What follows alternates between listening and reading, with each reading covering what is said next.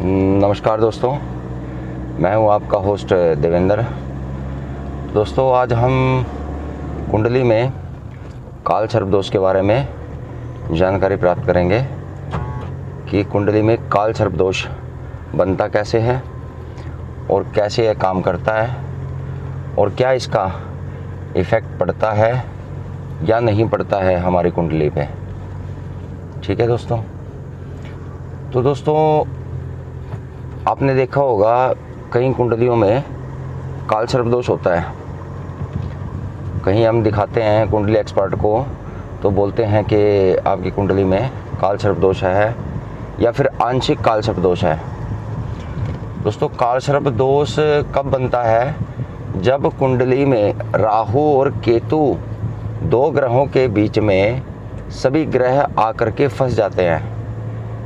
यानी उनके एक साइड में, एक तरफ राहु एक तरफ केतु है, उसके नीचे की साइड या फिर उसके ऊपर की साइड सभी प्लैनेट हो और कोई भी प्लैनेट बाहर ना हो, तो उस स्थिति में कुंडली में काल सर्प दोष का निर्माण होता है। ठीक है दोस्तों। और आंशिक काल सर्प दोष क्या होता है? आंशिक काल सर्प दोष वो होता है जब राहु केतु के बीच में सभी ग्रह आ जाएं और उनसे बाहर चंद्रमा या सूर्य उनसे बाहर निकल जाए एक प्लैनेट, तब वो आंशिक काल सर्प दोष माना जाता है।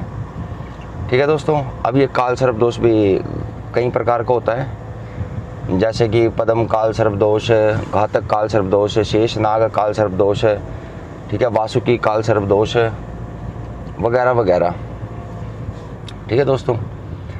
अब कुछ लोग बोलते हैं कि कुंडली में काल सर्प दोष कब तक रहता है, कब तक इसका प्रभाव रहता है।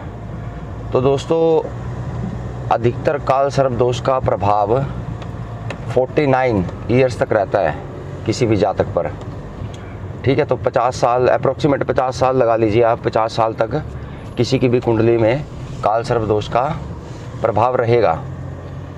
ठीक है। तो काल सर्प दोष, और कई बार ऐसा होता है कि पूरी ज़िंदगी भी काल सर्प दोष रहता है, क्योंकि दोस्तों कुंडली में जो भी दोष बन गया या जो भी योग बन गया वो पूर्ण जीवन तक चलता है। हमें उसकी महादशा या अंतरदशा में उसके उपाय करने की ज़रूरत होती है, क्योंकि कोई भी ग्रह वो अंतरदशा में भी चलेगा, महादशा में भी चलेगा। ठीक है दोस्तों।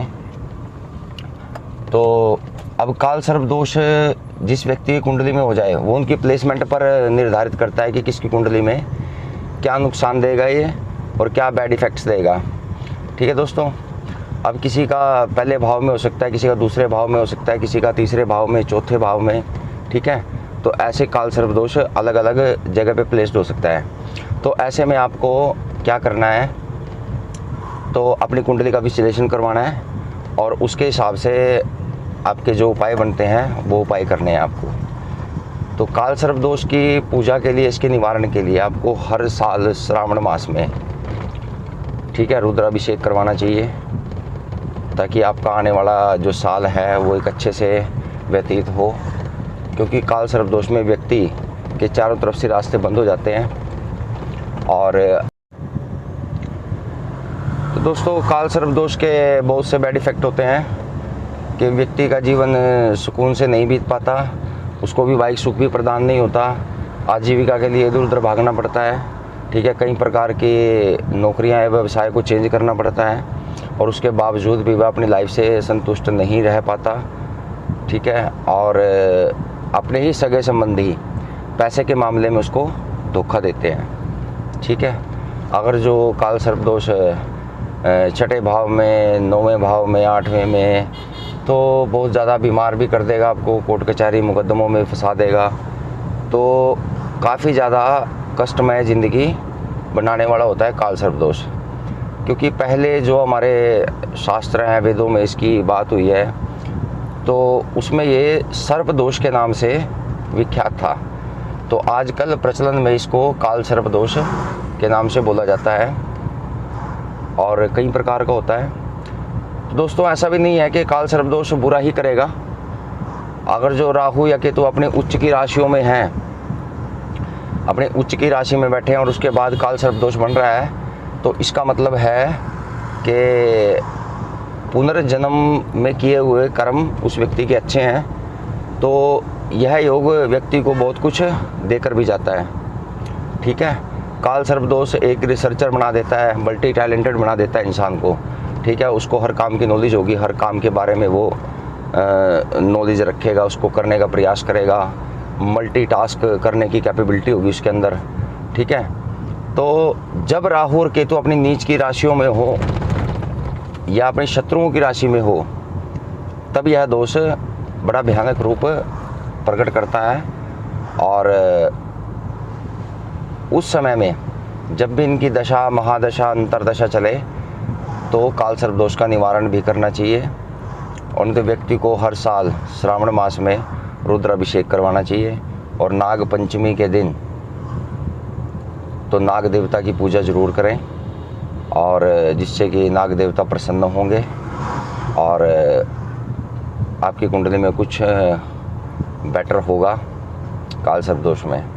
ठीक है दोस्तों, तो आप आपकी कुंडली को चेक करवाएं, इसको अच्छे से दिखाएं और पता करें कि ये कौन से वाला काल सर्प दोष है और इसके क्या निवारण है, क्या इसकी पूजा है, क्या विधान है।